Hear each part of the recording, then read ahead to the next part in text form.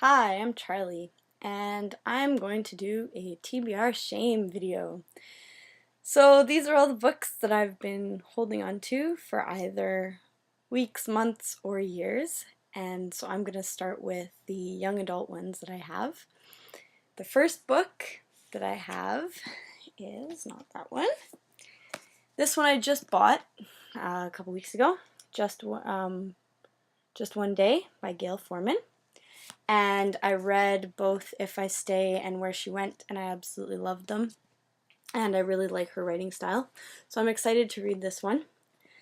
This one is about Alison Healy's life is exactly like her suitcase, packed, planned, and ordered. Then on the last day of her 3-week post-graduation European tour, she meets Willem, a free-spirited, roving actor. Willem is everything she's not, and when he invites her to abandon her plans and come to Paris with him, Alison says yes. This uncharacteristic decision leads to a day of risk and romance, liberation and intimacy, 24 hours that would transform Alison's life. So I'm really curious to see what she does with this one, and I'm quite excited. I waited quite a while to buy this one. So yeah, and I happened to get it with a gift card, and that was wonderful. So that's the first one. This one I actually saw at Chapters probably about a year ago, and then ended up buying it at a used bookstore in Victoria, one of my favorite bookstores, Russell Books. And this one looks really interesting to me. It's book 1 of a series, and it's the Wildlings series called Under My Skin, and it's by Charles DeLint. And the whole concept is there's a group of teenagers who are, when they get angry, they turn into animals, and they have animalistic characteristics, and the book is the teenagers coming to terms with that. And on the back it says, for the past 6 months, something has been happening to young people in Santa Feliz. Week after week, there's news of another teen changing shape, transforming from human to wild animal and back again. The federal government has stepped in, asking affected youth to turn themselves in for orientation and training. Josh Sanders has seen the news reports, but he's still unprepared when it happens to him. One minute he's arguing with his mother's boyfriend, and the next he's looming over the man, blood dripping from his claws. He is transformed into a mountain lion. Trusting only his best friends, Des and Marina, with his secrets, Josh tries to return to normal life. But when an accidental betrayal reveals Josh's secrets, his carefully constructed cover is ripped apart. Forcing his friends to intervene, they must grudgingly put their trust in outsiders, including other wildlings, and most challengingly, in each other, if they ever hope to save him. So I've heard good things about Charles DeLint. I've never actually read anything by him, so I'm excited to read this one as well. This book I actually got recommended to me by my mom. My mom gave it to me. I really enjoyed The Fault in Our Stars by John Green, and so this one is apparently from a teenage boy's perspective, and there's a lot of Catherines in it. From the back, when it comes to relationships, Colin Singleton's type is girls named Catherine. When it comes to girls named Catherine, Colin is always getting dumped. 19 times, to be exact. On a road trip miles from home, this anagram-happy, washed-up child prodigy has $10,000 in his pocket, a bloodthirsty feral hog on his trail, and an overweight, Judge Judy-loving best friend riding shotgun. But no Catherines. Colin is on a mission to prove the theorem of underlying Catherine predictability, which he hopes will predict the future of any relationship and avenge dumpies everywhere, and may finally win him the girl. So I'm curious about this one. I don't know what it's going to be like. The only thing my mom said is that it's from the perspective of a teenage boy, and I don't know if I've read anything from the perspective of a teenage boy, so I'm kind of curious about this one. Actually, no, that's a lie. I've read one by the perspective of a teenage boy. I read Boy Meets Boy, which was amazing. Anyways, the next one is called Out of My Mind, and it's by Sharon Draper. And this one is a bit of a younger book. 11-year-old Melody has a photographic memory. Her head is like a video camera that is always recording. Always. And there's no delete button. She's the smartest kid in her whole school, but no one knows it. Most people, her teachers and doctors included, don't think she's capable of learning. And up until recently, her school days consisted of listening to the same preschool-level alphabet lessons again and again and again. If only she could speak up. If only she could tell people what she thinks and knows, but she can't because Melody can't talk. She can't walk. She can't write. Being stuck in her head is making Melody go out of her mind. That is, until she discovers something that will allow her to speak for the first time ever. At last, Melody has a voice, but not everyone around her is ready to hear it. So this one I actually got in Toronto when I was there a few months ago, and it looks really interesting to me. I'm curious to see how Melody deals with not being able to speak and then being able to speak and how she communicates. And I also really like the goldfish on the cover of this one, because the goldfish is jumping out of the bowl, and I think that's very cool. This book, the next book, is called What We Hide, and it's by Marth Jocelyn. And this one I don't know very much about, so I'm just going to read the dust jacket. Jenny and her brother Tom are off to England. Tom to university to dodge the Vietnam draft, Jenny to be the new girl at a boarding school, Illington Hall.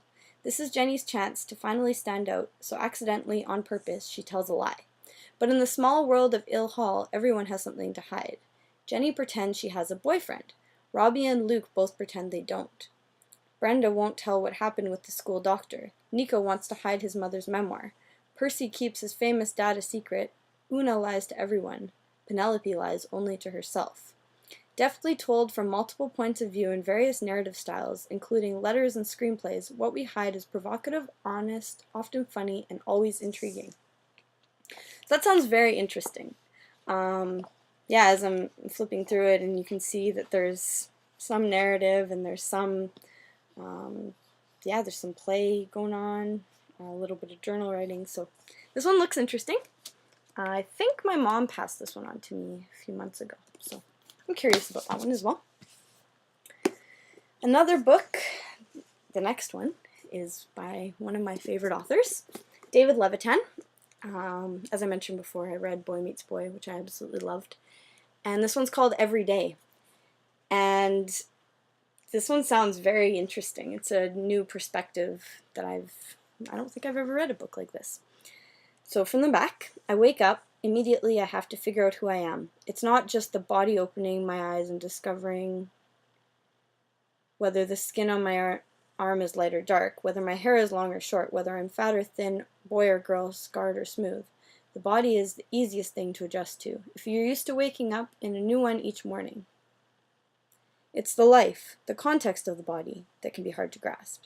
Every day I am someone else. I am myself. I know I am myself, but I am also someone else. It has always been like this. So, watching somebody go through waking up in a different body with a different life every day sounds really interesting to me. I really like his writing style, so I'm hoping it's good. So that's Every Day. The next book, I read part of it, and I did see the movie of this one, but I do want to finish it. It's Divergent by Veronica Roth. And I enjoyed the movie. I found it a little bit intense, and I've heard that this book is a challenge and can be a little intense. But I do want to read it, and so I just never got all the way through it. And so it's a dystopian society, and Triss is living with her family in one of the factions, so there's 4 different factions, and then she is given, when you get to a certain age in this society, you can either stay with your faction or choose to go to a different faction, and there's a term for that, which I can't remember at the moment. And so it's her journey of her choices and the repercussions of those choices. And I'm sure some of you watching this have seen it and or read it. And so I'd like to finish this one. If I can finish this one by the end of 2015, that would be wonderful. So, Divergent. The next book I'm going to tell you guys about is called Will Grayson, Will Grayson. And it's co-written by John Green and David Levitan. And they each write opposing chapters. So chapter 1 is by David Levitan, next chapter by John Green. I started this book and I was having a bit of trouble getting into it. Basically, this guy meets, his name is Will Grayson, and he meets another guy named Will Grayson, and it's a teenager story, so it's, I'm not completely clear. They have their groups of friends, and they have different trials and tribulations in their life. From the back it says, Will Grayson meet Will Grayson. One cold night in a most unlikely corner of Chicago, two strangers cross paths. Two teens with the same name, running in two different circles, suddenly find their lives going in new and unexpected directions, culminating in heroic turns of heart and the most epic musical ever to grace the high school stage. So, Will Grayson. I'm not sure. I don't know. I got to page 19, and so I want to push through this one as well. Yeah, giving it more of a chance I think would be good. Actually pushing through it a little bit further would be good. So, the next one I will show you is All These Things I've Done, and it's by Gabrielle Zevin. I've read a few of her other books. I read both Elsewhere and what was the other one by her? Oh, it's over there. Memoirs of a Teenage Amnesiac. And both of those books I really liked. I like her writing style. This book I like. It's the first book in a trilogy. And what's it called? The trilogy is called The Chocolate Trilogy. I'll find it.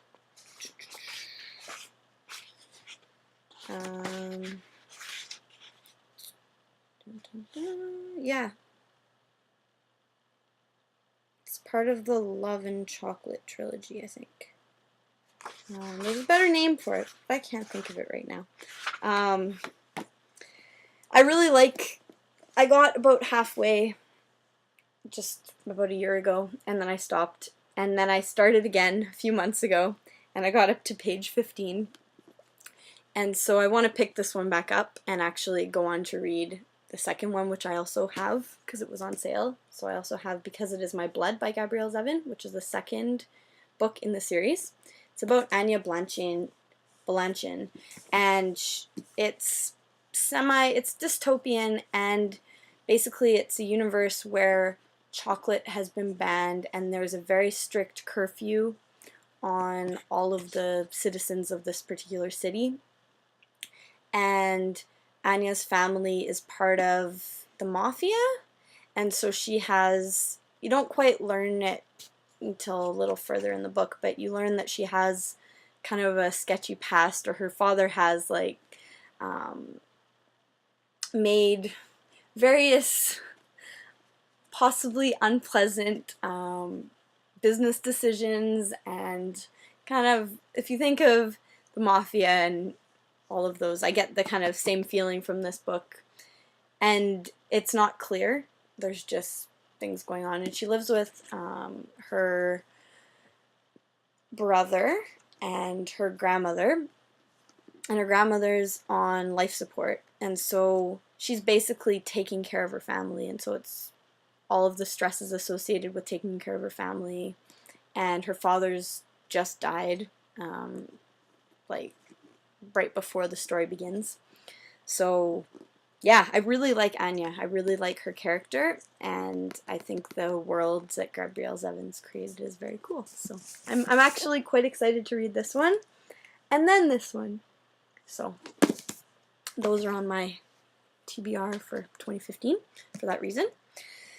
This book, The Host, by Stephanie Meyer, I really like the premise of this one. It's basically this girl who has,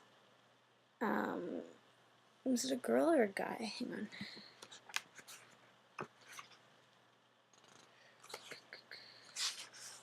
It's basically this energy or soul living inside somebody else's body, and how they take control of that body, and I think there's conflict between the owner of the body and the host of the body and the spirit that's inside of it. yeah, it says that fantastic. It's a fascinating, passionate, and unique psychological thriller. And it brings new and surprising meaning to the phrase being of two minds. Yeah, so it's a host and the person, and the spirit inside of them. So this one I was actually quite excited to read, and then I stuck it on my shelf and haven't actually picked it up until right now. So this one I would like to get through. It's long. I never read Twilight and none of the Twilight series, and I think this actually came out just before, oh no, came out after Twilight. And I never picked it up, so I'd like to read this one as well. Next, this is not young adult. The next one on my young adult list is Terry Pratchett's The Amazing Maurice and His Educated Rodents. And I've heard good things about this. It's basically the Pied Piper from a different perspective and in Terry Pratchett style. I really like Terry Pratchett. He's a funny writer. I have another book by him as an adult book. So this one I am interested in reading. It's not high on my list, but I would definitely like to finish it this year. So that's another one. This book I actually saw in chapters quite a few times, The Bermuda's Triangle by Maureen Johnson. And I've done this with a few books where I'll see it in chapters and I'm absolutely unwilling to pay cover price. And so then that happened with Under My Skin by Charles DeLint, and I saw it and I was like, wow, this looks so cool, but I'm not willing to spend full cover price. So this one is a love triangle between two girls and a guy, and I'll read you the back. Lifelong best friends Nina, Avery, and Mel face their first separation the summer before their senior year, when Nina attends a 10-week program at Stanford. But how much can happen in 10 weeks? Plenty, it seems. Nina finds herself blindsided by Steve, the adorable eco-warrior down the hall. Too bad he lives in Oregon and she's from upstate New York. When the Stanford program ends, she has to wait 8,736 hours before she can see him again. That's a pretty precise number. At least she'll soon be reunited with Mel and Avery, but Nina isn't the only one whose life was turned upside down in 10 weeks. While Nina was gone, Mel had her first real kiss with Avery. So, yeah, it's a love triangle. And so I'm excited about this one. I actually got about, 82 pages in, and then I stopped. That's a trend. I'd like to stop doing that this year, 2015. I'd like to actually get through more books, not pick them up and decide that it's not the right time for me to read them, or for whatever reason I don't get through them. The last book in my young adult part of this video is David Levitan's Are We There Yet? And this is about, I think they're, siblings. So Elijah and Danny don't think they have anything in common except their parents. Danny thinks Elijah is a lazy, slacking, clueless dreamer who doesn't know how to make a living. Elijah thinks Danny is a workaholic, stuck-up, soulless drone who doesn't know how to make a life. Yes, they're brothers. Then their parents trick them into taking a trip to Italy together. 9 days of escape. 9 days of somewhere else. Elijah and Danny aren't sure it's going to work until they each meet a girl. The same girl, Julia. And nothing will ever be the same again. Welcome to David Levitan's mixed up, turned around, never what you expect world of brothers, Italy, and love. A place where everything unsaid carries the same weight as everything said. Where lifelong histories can turn in the course of a minute, and where two brothers always have a chance if they can only figure out what it is. So I really like David Levitan. As I said before, I have Every Day and then this one on my TBR, and then I've also read Boy Meets Boy, which I should do a review of. So those are my young adult books.